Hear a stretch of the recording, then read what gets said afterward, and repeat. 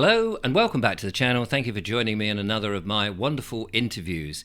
It's been a long time since we had Andrew Bridgen on the show, and in fact had him on the show I think in January or February earlier this year, and it took about 3 to 4 months before YouTube decided, do you know what, the sword of Damocles is coming down on you, Mr. Voves, and unfortunately, that interview was whisked away. It is still on Rumble if you care to see it, the original interview. But Andrew is back. We're going to see if we can get some of this on YouTube, but if it's not, I'll leave a link to Rumble where it will also be. Andrew, it's so lovely to have you back on the channel. It's been a long time.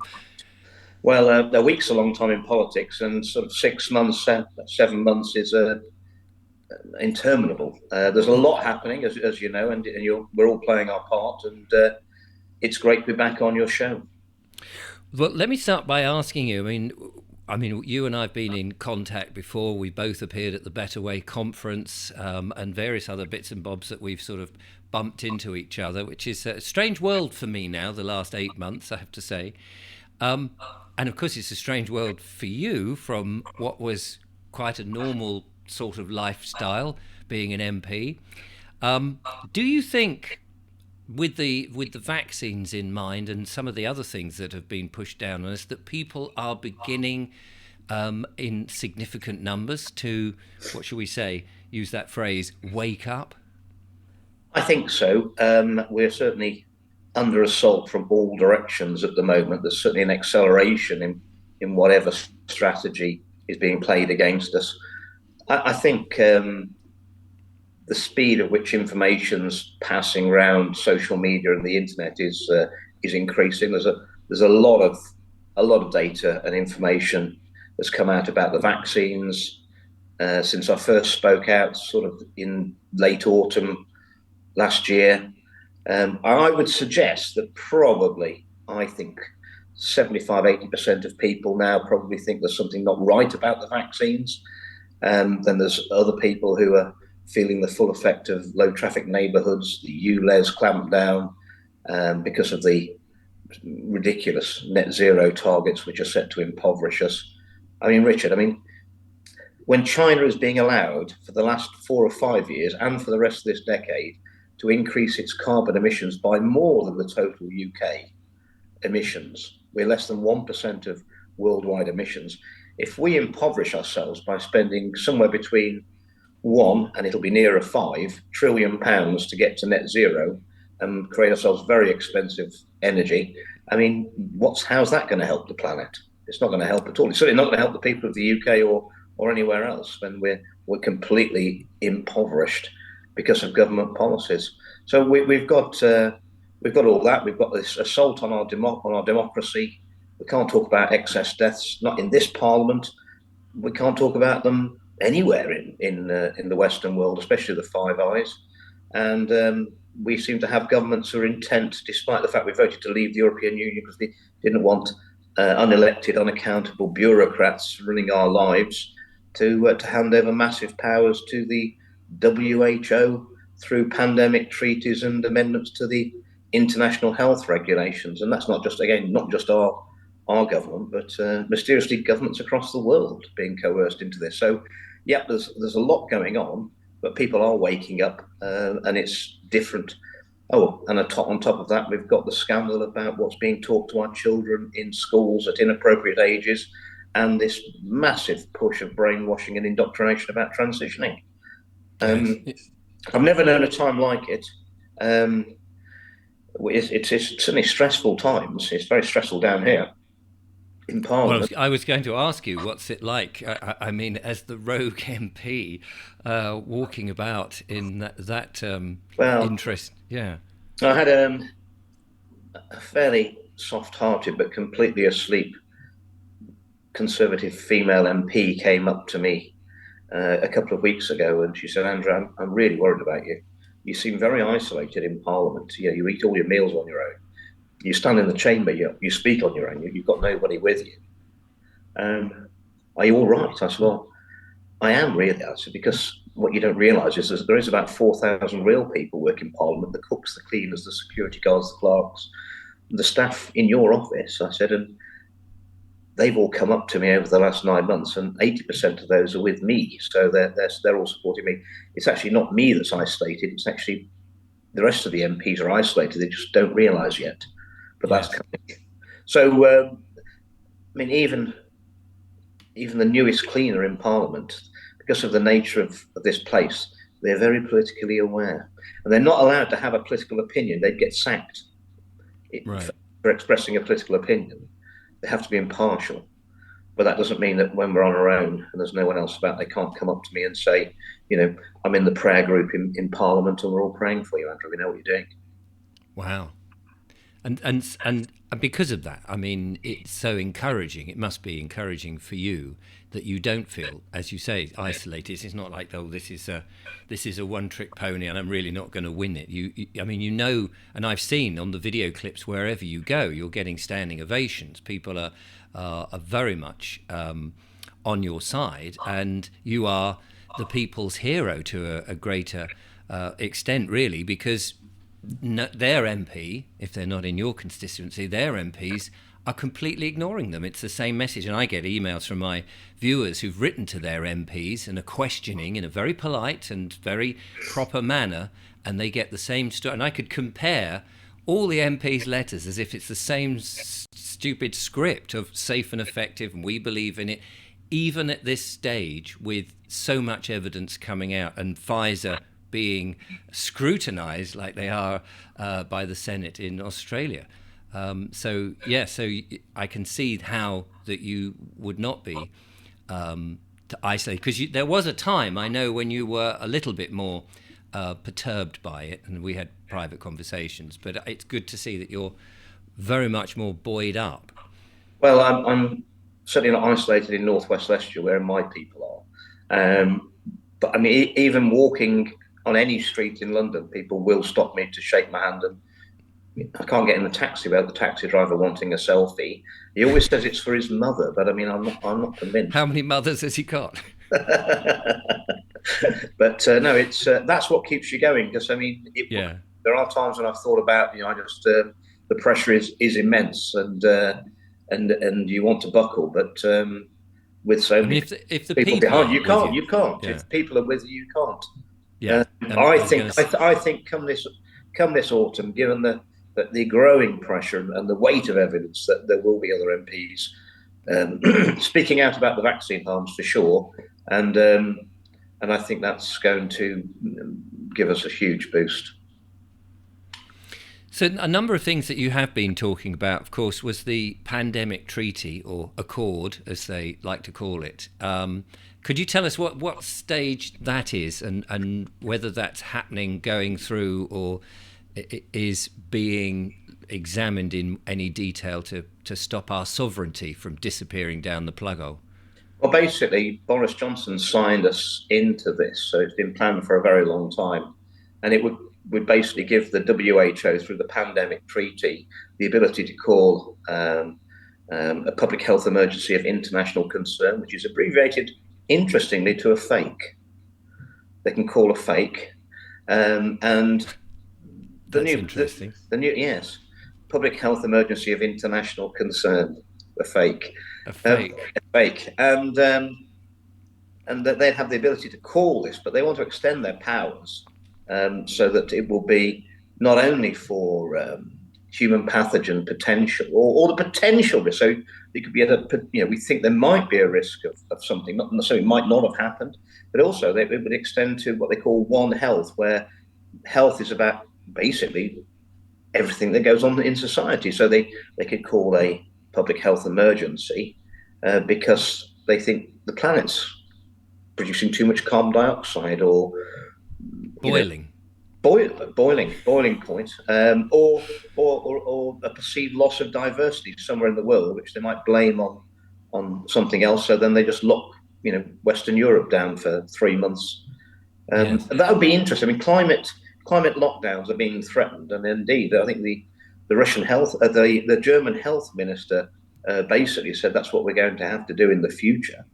Well, we had a lot of lockdowns during the pandemic response, which were a waste of time. But I mean, clearly, activity was reduced, and human carbon dioxide emissions were massively reduced. All the businesses and the travel that didn't happen, and the airlines were grounded.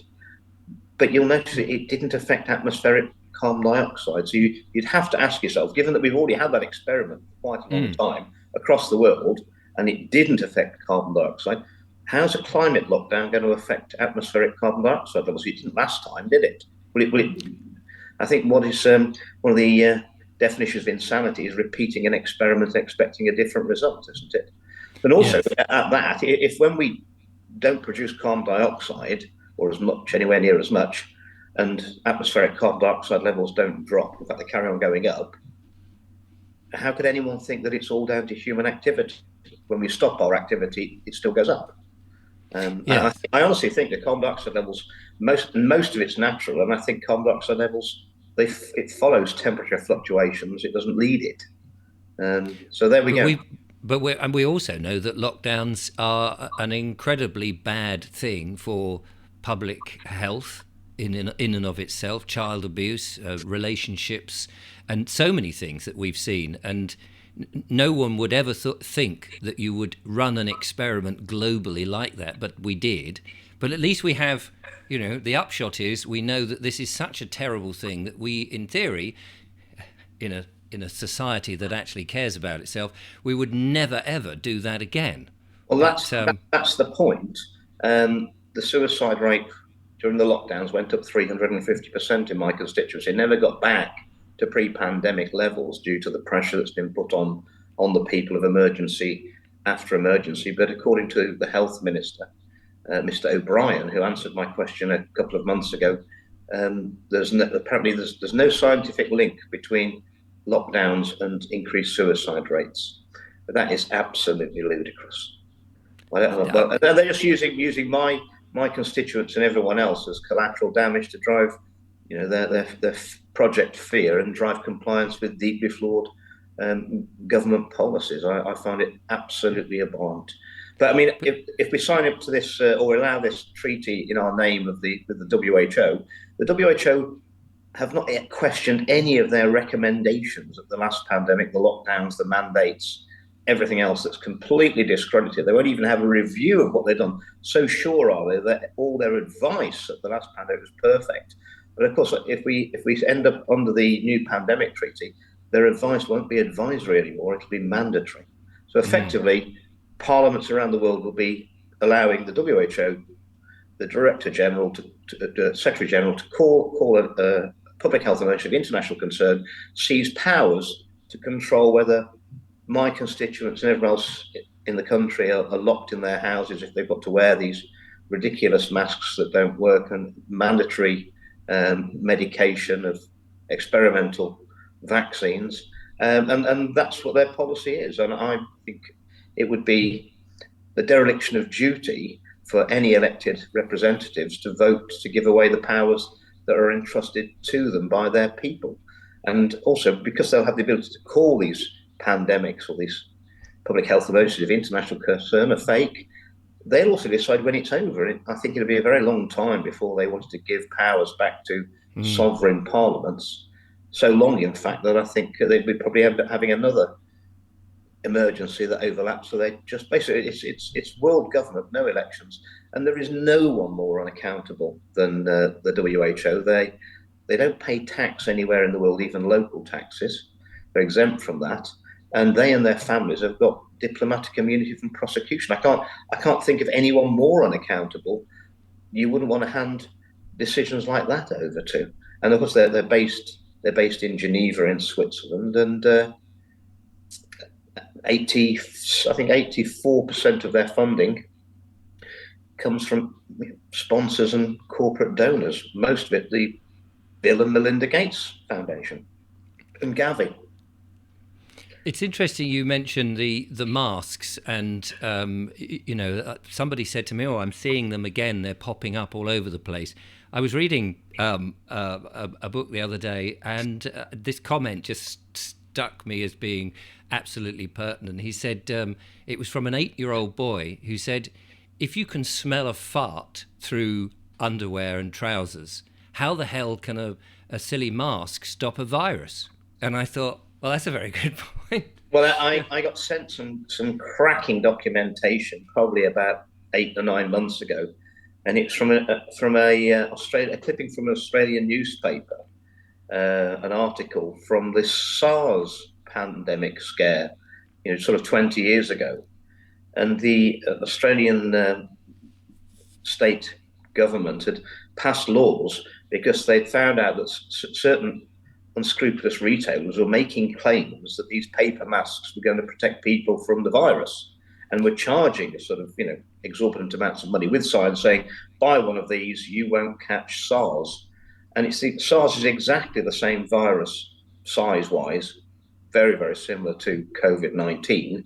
And they actually put in that retailers that were making these ludicrous claims would get fined 110,000 up to 110,000 Australian dollars. And then sort of the problem is the next pandemic a couple of decades later, and they're fining people for not wearing the masks. Yes, it just doesn't. They were previously fined with the same virus, effectively. I mean, follow the science. I can't follow the science on that. I just can't. Well, it's the speed of science, Andrew. That's the thing. Speed of science. It's so fast. And talking about the speed of science, which was a comment from that official from Pfizer. It's fascinating watching the Senate in Australia questioning, and I love the way they question. They don't muck about. They don't hold back. I wish more people would do that. Have that sort of very direct response. The officials that they'd put up at Pfizer about whether their medicine or whatever it is would stop the transmission, and watching these guys squeal on their chairs, trying to squirm, trying to not answer direct yes or no questions has been absolutely fascinating. I think they've brought a whole new genre to evasion. I mean, we see a bit of that in Parliament, but these guys are in a league of their own, aren't they, for not answering the questions? And I think actually they're so evasive and so dismissive of the questioning that I think it's a bit of an insult to the Australian Parliament, their actions. I think it is very, very bad. And also it shows these big pharma companies, they think they've got more power than governments. And I'm not sure they haven't, Richard. Well, I think I think we've seemed to have permitted that in some way. And I'm surprised that when you have these very important questions, which the world is watching, that if they are not answering those questions, that they are like you would in a court. You would be contempt of court. I mean, they're so important questions that they are being evasive. That well, you do realise that Pfizer are the most fined pharmaceutical company in history. They've paid more fines than any other company. And it's mostly for making false claims about their products. Yes. And I think they just accept the fines as being a business cost of. I was reading about a certain blue pill that when that came out, there were a number of, I'm just going to say problems, but if you look at side effects of things, there's usually one right at the bottom that means that you no longer continue living. And there were a number of those because of the use of nitric oxide. And well, you do realise it was actually brought in. It was originally designed as a heart treatment.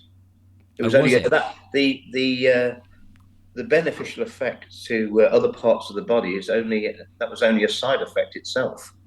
And they thought, there's more money in the side. There's more money. Forget the heart. There's money in this. Yes. But and I just thought to myself, it's interesting how again they sort of, well, we did these trials and it doesn't really matter. We're still going to push this out anyway. And talking about bringing that back to the vaccine, it's interesting that I know you have some evidence now about the initial trial for the so-called vaccine that Pfizer was doing. Yes, I've written to the Attorney General a couple of weeks ago and made her aware of evidence that was passed for me by Dr. Joshua Guchko of the Hebrew University of Jerusalem. He's actually a sociologist, criminologist, and he's a bit of an expert in fraud, and he's been through all the paperwork and worked out, and the science stacks from our side.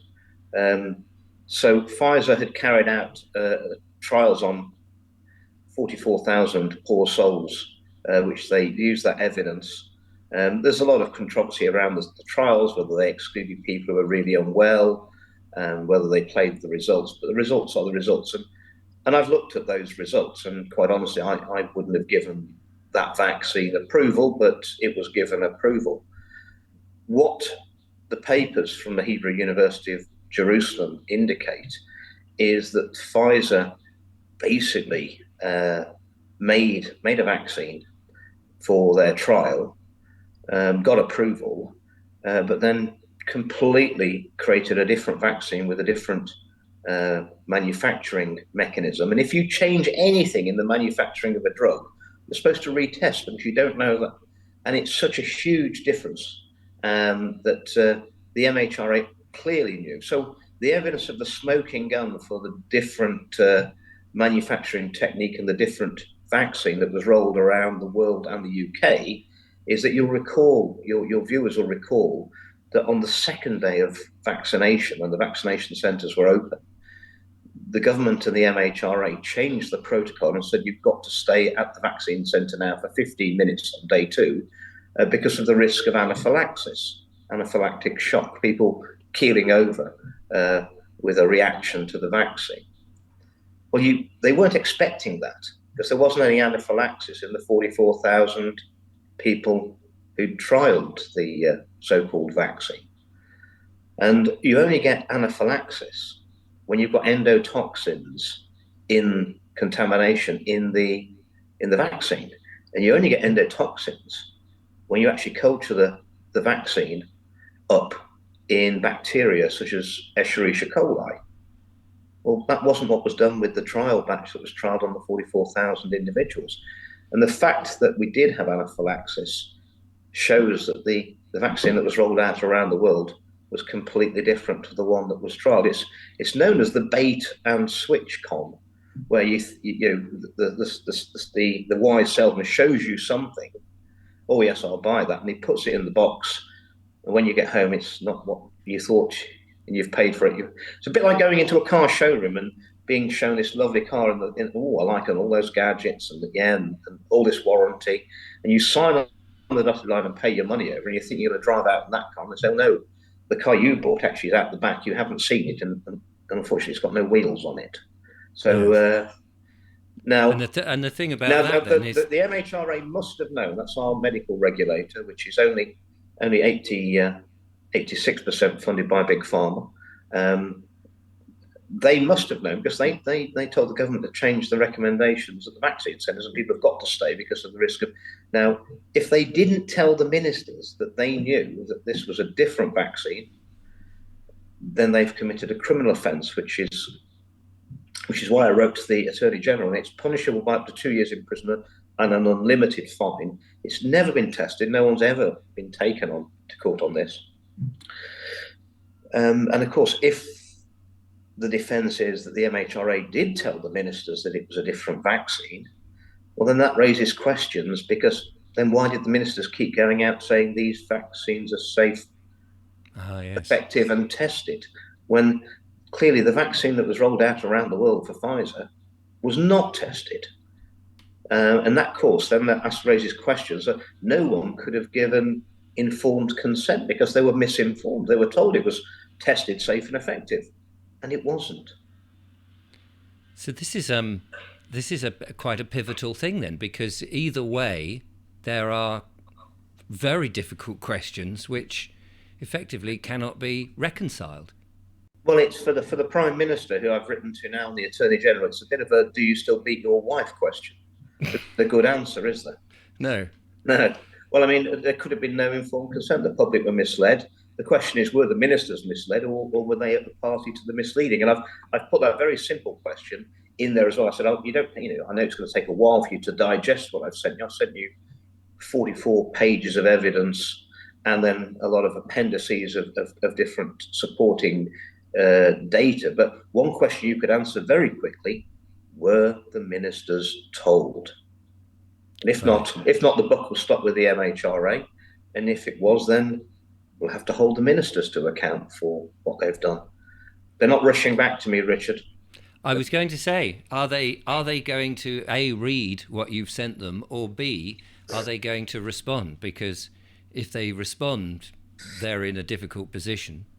I told the Prime Minister that given the weight of evidence and also that paper from Switzerland on the Moderna booster with the Swiss health workers, where they analysed 777 of them, and they took their blood samples. So even if they hadn't got any symptoms and weren't reporting any symptoms, they took blood samples, and 1 in 35 had got raised troponin levels, which is that is a signal for heart damage.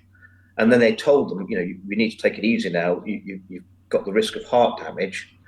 And I think that explains why we've had so many young, healthy, super fit athletes dropping over, because they're the sort of people who have their booster on one day and the next day they want to be on the track or in the gym, and they may be asymptomatic. They don't realise they've got any heart risk, and then bang, they're having a heart attack. It's interesting because I was told on an event that I went to from somebody who used to work at the NHS mortuary, and said, and I can't verify this is what they said to me, is that the NHS are increasing the space in the mortuaries tenfold. And when asked by the person who said, this is a bit strange, are you expecting a lot of dead bodies? And they said, well, we're doing it because what with global warming, there might be more floods or fires, and therefore there may be more deaths, which of course sounds very plausible in this very hot, boiling era that we're in. It seems, we have floods every day, don't we? He says, tongue-in-cheek. Well, it's not just that, Richard. I saw government contracts being given out, certainly in London, for 2 years ago, for the extra storage of bodies. Which you cannot help but question, what do they know? What do they know? That was 2 years ago. They were putting in for extra storage of cadavers. And of course, we've seen these excess deaths happening, and it's almost as if the dots join up somehow. Well, there's something seriously wrong with our democracy. I've been asking, since I gave the second speech about the safety and efficacy of the boosters and the number needed to vaccinate, which forced the government to move the criteria to over 75s and the immunosuppressed, and they shouldn't be taking it at all. No one should be taking any of these experimental vaccines. Ever since then, so since March, I've been asking every week for a debate on excess deaths, and I've also been asking about the WHO treaty and for debates on those. And there's 3 ways you can get a debate. You can put in for an adjournment debate, and my 2 speeches were adjournment debates that I was granted. You can put in for the Westminster Hall debate, which I do every week, never get it. And you can put in for something called a backbench business debate, where you need a spread of MPs from different parties to show there's interest across the House for a certain debate. There'll be no vote, but it's sort of normally a Thursday afternoon when everyone's gone home, you can have a debate. And I've got a few Conservatives to sign with me, and I've got a couple of members of the DUP to sign with me that they wanted a debate on excess deaths. And what I really needed was some Labour MPs to sign, and then we could get this. And I went down to the Labour end of the team, and I've been down several times, and said, look, I want a debate on excess deaths. If we have this debate, you will be able to stand up in that chamber and say, as a Labour MP, make a point if you wish to, that it's these Tory government, they've ruined the NHS. Look, it's all mayhem, and all these people are dying. So you can make that political point. And they all looked at me and said, we don't want to talk about it. If that's what you want to talk about, Andrew, they said, you've come to the wrong pub. We're not talking about it. Well, I mean, when that's the situation, Richard, I know there's something seriously wrong with our democracy. It's not working. We're fighting the uniparty. That's all the big stuff they all agree on. They're not talking about the vaccine harms. They're not talking about the excess deaths. They're not talking about anything that the public want to talk about. And it's not just our parliament. Mysteriously, it could make you into a conspiracy theory. It's happening across all the democracies of the world. Nobody, do you think so? Do you think so, Andrew? Well, they've all got excess deaths and no parliament's talking about them. And the Australians, they keep asking to talk about the excess deaths, and they had a vote on it, and they were voted. We can't talk about. They voted not to talk about the excess deaths. A majority of MPs didn't want to talk about the excess deaths. Well, it's the same here, same in our parliament, and same on mainstream media. I mean, if you go anywhere online, you'll hear all of this. And I said it before, I think when we were talking once before, it seems that the British, well, the parliaments around the world are the only ones who are not talking about it. They must be extremely isolated, because when they go out into the real world, surely somebody will claw at them and say, but you're not talking about this. And it's as if they're incredibly blinkered. I've actually come to the realisation and acknowledgement that I think whatever way this absolute awful situation we find ourselves in across the world is resolved, and I think it will be resolved, that the Chamber of the House of Commons will be the last place to acknowledge what's really been going on, when it should have been the first place to acknowledge. And if 80% of the cleaners, waiters, security guards, police and clerks in Parliament know what's going on, why don't our elected representatives and the members of the House of Lords? Well, yeah. I'll let your viewers come to their own conclusions as to why that might be. Well, it's almost like, the House of Commons is the Titanic restaurant. All the passengers have got onto the lifeboats and have disappeared, and they're still in there enjoying. Well, I'm not sure about that. Did I tell you what I was told? When I was suspended for speaking out on the vaccines in January this year, a very, very high-ranking member of the Conservative Party spoke to me, and he was clearly speaking for the party. We had an hour talking about all my concerns about the vaccines, the excess deaths, the harms, everything else. And then at the end of it, he turned to me and he said, Andrew, there is currently no political appetite for your views on the vaccines. There may well be in 20 years' time, and you're probably going to be proved right. But in the meantime, you need to realise that you're taking on the most powerful vested interest in the world, with all the personal risk for you that entails. I ended the meeting at that point and walked out. I mean, that's just unbelievable threats, and that is not a party of the people for the people, is it? No. And it doesn't surprise me. I mean, they covered up the post office scandal for 10 years.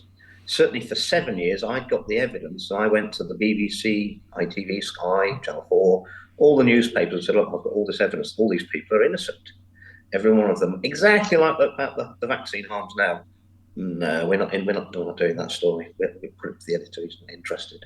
And then as soon as the story broke, all these poor people, 736 wrongful, biggest scandal in the judicial system in the UK's history.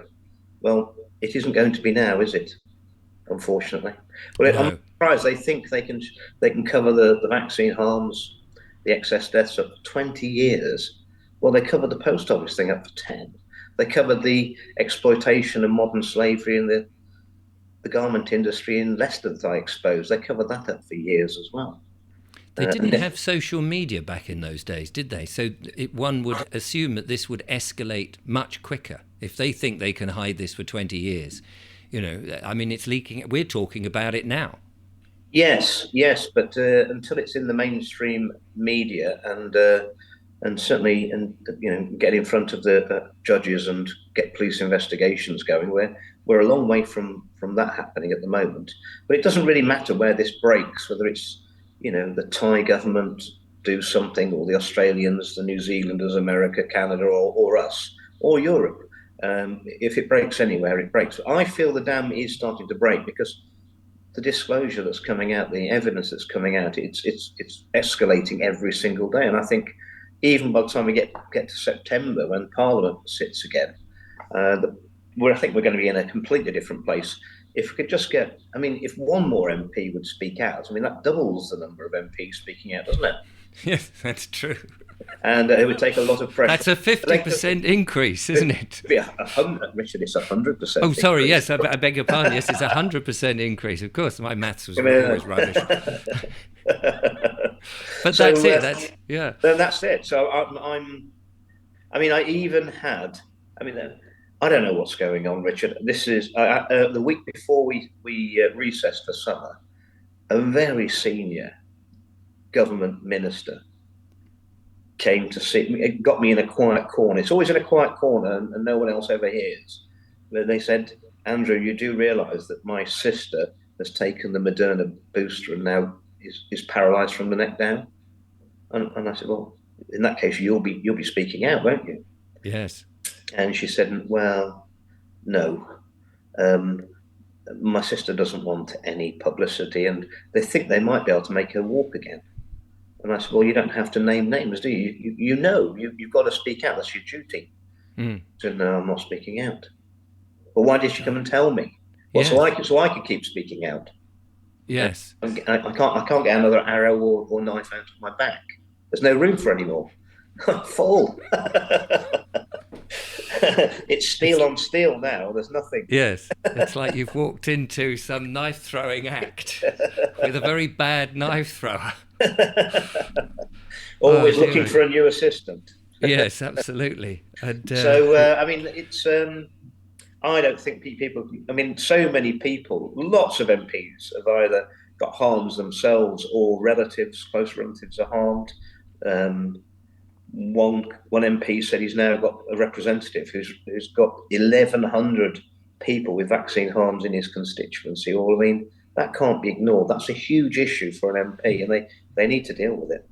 Is it that they need a way of saying this or getting it out anonymously? Because clearly they don't want to raise themselves. The problem is that just like your copy letters that you're seeing from all different MPs, they've been coerced into adopting a line. They'll have sent hundreds and hundreds of letters out saying they're safe and effective. And it's how they climb down from that position to they're not safe and effective, which is pretty big, isn't it? Yeah. So they've basically... It was such a typo. It was a typo, wasn't it? Well, no. The problem is that most MPs don't do any of their own research. They're relying on the Government Whips Department and something called the Parliamentary Research Unit, which is run for the Conservative Party's benefit, which on any issue, an MP can say, I'm getting a lot of calls about nuclear energy, and then there'll be a party line letter, which is why all the MPs' responses are very, very similar, because they're all getting the same, but they're not doing their own research. The Parliamentary Research Unit, run by the Conservative Party, is doing it. Well, I mean, they're not looking for vaccine harms, are they? So, and once you've had 9, 10, 12 months, 2 years of that's my line, because I've put all these letters out, probably thousands of them by now, and emails, and then to be in a position to say, actually, we were wrong, and this is the real position. For most of them, it's easier just to keep covering it up, and they're all committed. That's how it is. So, do you think that when the election comes, that these MPs will quietly not bother to stand because they must? A lot of them are feeling very exposed, and it is interesting that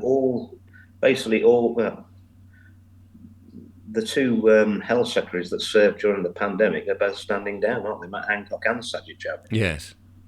Well, I also know that obviously when Hancock stood down over his situation of breaking his own lockdown rules, and Sajid Javid took over. I mean, give Hancock his due, and I'm loath to do it, but he did say these vaccines are for adults, they're not for children, they've never been tested on children. And the MHRA wanted them approved for under 18s to start with. I know that there are about 5 or 6 qualified doctors who are Conservative MP. Every one of them went to see Sajid Javid and said, do not authorise these vaccines for children. And he listened to them, and then the week after he did. Yes. I mean, there's so many questions. And pregnant women too. I mean, I wouldn't recommend an aspirin to a pregnant woman. Lots of them will avoid coffee and not have any alcohol, and then to take an experimental vaccine. And if I'm absolutely certain they're suppressing there's lots of figures that the government used to release on a monthly or quarterly basis, which mysteriously all stopped in 2020 or 2019, and they've never been. One of them is deaths from thrombosis, blood clots, almost as if they knew this was going to be something they didn't necessarily want the public to know. I mean, no doubt the government is still recording all this data, Yes. but they used to publish it, and they never have. And Thrombosis UK, a charity that's obviously interested in dealing with people suffering from blood clots, they wrote a paper a few months ago saying, we've got an epidemic of people dying with blood clots or stroke, and we need this data. When are the government going to release the data? And they're not. And another thing that also disappeared from the public consciousness, because the figures weren't reported, was the number of miscarriages and stillbirths. But what I don't understand then is, if this data is being collected by the government, who are in effect our servants and working for the public, how come the public cannot demand the data? Well, I asked quite a reasonable question. I'm very concerned about the midazolam and morphine issues during the early stages of the pandemic. I've taken testimonies from 70 families who claim, with a lot of evidence, the medical records, that their elderly relatives were prescribed midazolam and morphine, which is an end-of-life drug, without consent, and then put down as a COVID death, either in hospital or in care homes. And there's a potentially a huge scandal around this, an NG163, which is the protocol that brought in. Because if you remember, we voted to end the Liverpool pathway back in 2014, as it was not right. Well, it looks like it may have been brought back in as NG163 and used to remove a lot of old people from care homes, vulnerable people with comorbidities. But they were all put down as COVID, as COVID deaths. And this whole thing is just another nightmare scenario. I've never seen anything like it. But I mean, for so many people to come to me with such compelling evidence, now a number of coroner's inquests going forward about the way these people died, and I put in written questions to the government, and I asked them, could you tell me how many vulnerable elderly people were moved out of hospital care into care homes or nursing homes to create space for the expected first wave of COVID patients, and how many were alive, had died after 7, 14, 28, 56 days, etc. And did they die on their death certificate? Did it say died of COVID, A, or B, other causes? And the government wrote back after a month and said, we don't have that data. So the government are claiming to me, and if you go onto the government website and look at written questions, it should all be there on the record, that they don't have a record of how many people, vulnerable people, they moved out of hospital to make way for the first expected wave of COVID patients, and they have no idea what happened to them. Well, I have a feeling I have an idea what happened to them. I think within 6 weeks they were all dead. Yes. I think there'd be a lot of other people who would verify that, families who saw that happen firsthand and were affected by it, which is awful. Just to bring all this to a close, let's just talk about what's coming up. You're out and about, you're giving speeches, you're appearing all over the place, and meeting the public, the real people, the people that matter in this world. Have you got some events that are coming up that you're? Yeah, I'm speaking in Leicester on the 19th, so a week on Saturday. I'm probably going down to. Well, I'm also looking into various banking frauds that it would appear are pretty endemic across the globe, and certainly the banking centre of the world, London. So I've got a meeting on Monday to get information on that. I'm taking a big interest in Exeter, where they've, without much consultation, they've brought in a trial of these low traffic neighbourhoods, which is causing mayhem. Well, I'm down in the West Country to collect this information about the banking fraud on Monday, so I might press on and go to Exeter and have a look at what's going down there. And I think I'm going to do a survey in my constituency of what my constituents, probably in the autumn, when I've drafted it all up, what their views are on these low traffic neighbourhoods and the net zero targets. And of course, the old running saw of HS2, which runs straight through, which is now classed as undeliverable. It was fantastic, Richard. When you're cancelled from the media, mainstream media like me, I mean, I've voted against and spoken against HS2 for a decade. I've never voted for it. Every time it's come to the House of Commons, all the times I've voted against it. I've spoken against it. I told Boris Johnson when he could have cancelled it in 2019 that it was an albatross that would be hanging around the government and the country's neck. Well, the Infrastructure Committee have just declared that it's undeliverable. I think we're about 20 billion in, and it's now undeliverable. Well, I mean, we could have told you that 10 years ago. It's caused a lot of blight in my soul. And I was asked to go on Newsnight. So they rang me in the morning at BBC, and I must have done Kirsty Walk on HS2 over the 10 years. Her personally, probably 3 times we've done Newsnight, and I wasn't going to say anything different, but because the last thing, I was cancelled just before I was due to go on. They cancelled me, and you realise that they don't want me having campaigned from a fixed position against something for 10 years to be proved right, do they? No.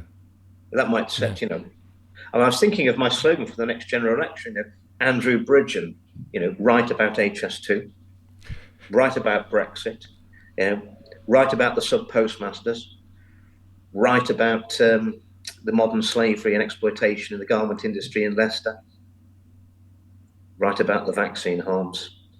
Andrew Bridgen, write for North West Leicestershire. Sounds good to me. So, the problem you have clearly is all these ills that are coming down from everywhere that we have. The digital IDs, the face recognition, the digital currency, the banking crisis to come. The banking crisis. I mean, people have they have lost so much faith in their MPs. But there's one MP who is heroic enough to stand up and face all this and continue. And I imagine you. I don't get any nasty emails, Richard. No. I don't get any nasty emails. No, absolutely. And this is what all MPs should be like. They should be, as you, standing up for the common person in the street and saying, look, this isn't right. This isn't right. What can we do about it? This is a good idea. And yet you seem to be one of a mould that doesn't normally fit in government. Well, Edwin, the colleagues would really rather I just disappeared and shut up. In fact, they've said to me, and I won't mention names, repeatedly, don't give any more speeches. We can't stand it because you give a speech, our constituents hear it, and then they write to us, and then we have to. And that's the truth. That's why they won't talk to me, because yes. Ultimately, when all this comes out, they are going to be on the wrong side of history, and yes. Every letter they have to come out attacking me or what I'm saying ultimately is another nail in their political coffin and also makes them more determined that it's not going to come out because they can't afford it, can they? Because they're all committed. But even when they retire, the hands aren't in the blood. I mean, they're up to their armpits in it. Yes. And I hope that when they retire, that people don't just forget about them. These people who have said it's safe and effective for so long, that has affected actually millions of people up and down the country and across the world, they can't get off the hook. People won't forget. I'm convinced. No, but we're a long way from getting any police investigations or even in this country. I mean, at least the Australians are having Pfizer in and grilling them. I mean, we're nowhere near that I can vote for that every day, but I'm 1 out of 650. We're not going to have Pfizer in here. It's parallel universe. But it's down to the people to understand what's going on, and they're resisting the low traffic neighbourhoods, the ULEZ, and it made me laugh that in the Uxbridge and South Ruislip by-election, people actually voted Conservative, thinking they will stop Sadiq Khan's expansion of ULEZ. And I mean, a few days ago on my Twitter, I produced a genuine letter from 2020 from Grant Shapps where he told Khan to expand the ULEZ to get more money in. So I mean, what you think the Conservative Party? They're the party who bought in the net zero targets. They're not going to be stopping any of this. They may give the new Conservative MP for Uxbridge and South Ruislip a special dispensation to not vote for it. But they'll whip the rest of the party too. And I mean, I'm not whipped by anybody. I only serve the people of North West Leicestershire now. And what do you think? To finish now, we have the potential of well, we have an election coming. We don't know exactly when. And we have two parties that are one party, effectively. One is a more Yeah, stringent it's branch like of the... people. Oh, I bought a red car. It was very unreliable, and I didn't like it. It let me down. So then I bought a blue car, and it was unreliable and let me down and kept breaking down. Didn't do what it worked when I wanted it to. So I'm going to buy another red car again now. Oh dear! Oh dear! Oh dear! Oh dear! Oh dear! Oh dear. Yeah. Expecting what do you say? Well, Repeating an experiment and expecting a different outcome. exactly. What do you think is likely to happen? Um, I think it'd be a very low turnout, which is disappointing. That's the failure of democracy. I think increasingly people are just giving up, and I hope that there'll be enough independent candidates around the country to make a difference. I think there's a pretty good chance that this government will have to call an election by May next year, and if not, it'll be October. I would prefer the October. Obviously, it gives me more time to campaign and also more time for the narrative to be challenged on all the issues that we're campaigning on. Do you think they want to get back in? No. They want to hand the baton over to Labour, and a lot of people will sadly think, well, we're going to have a new government, things will be different, and it'll be what this government has been doing on steroids. Yes. With a big majority, so by the time the people realise that they've been had again, they'll be able to hang on for 5 years. And Richard, I'm not sure we can stand another 5 years of this trajectory. I'm not sure we've got more than 18 months with everything that's in the pipeline. I'm speaking in Copenhagen on at the end of the month, a couple of days at a conference in Copenhagen. That's going to be good. And then we're back in Parliament for 2 weeks in September, the first 2 weeks in September. And the good news is I have got a question at PMQs the first Wednesday back. So that, have you? First Wednesday back? It's going to be a corker. I haven't quite decided. I haven't fine-honed it. I've got another month nearly. But the Prime Minister will not be looking forward to that. There's so many things I could ask him. I mean, yes, of course. So that'll be entertaining. And we've got various things I'm looking to do between now and Christmas to cause the government and the Labour opposition maximum discomfort. Excellent. And they deserve it. And absolutely they do. And Andrew, thank you for sparing the time to give us an update. It's been absolutely brilliant. More power to you. I know all the audience, and well, you know this anyway, wherever you go, but we really appreciate it. You're like, what was that film, Our Man in Havana? You are our man in the government doing all the good work. So it's absolutely brilliant. May you last, although you probably don't want to be in there doing too much of this. We all want to get out of it and go back to a nice, normal... I'm not sure I'm going to be allowed that luxury. I wouldn't trust them if they promised we were going back to normal. I wouldn't trust them without being here to make sure it was going to happen. Yes, absolutely. Brilliant stuff. Thank you for having me, Richard. It's absolutely a pleasure. I really appreciate it. And I'm sure the audience have also appreciated it as well. So thank you for watching, everybody. Do leave your comments and your support, of course. And I'll be back with more videos and what have you. But from Andrew and I here on the whatever platform this has ended up on, thank you for watching. Until next time, goodbye.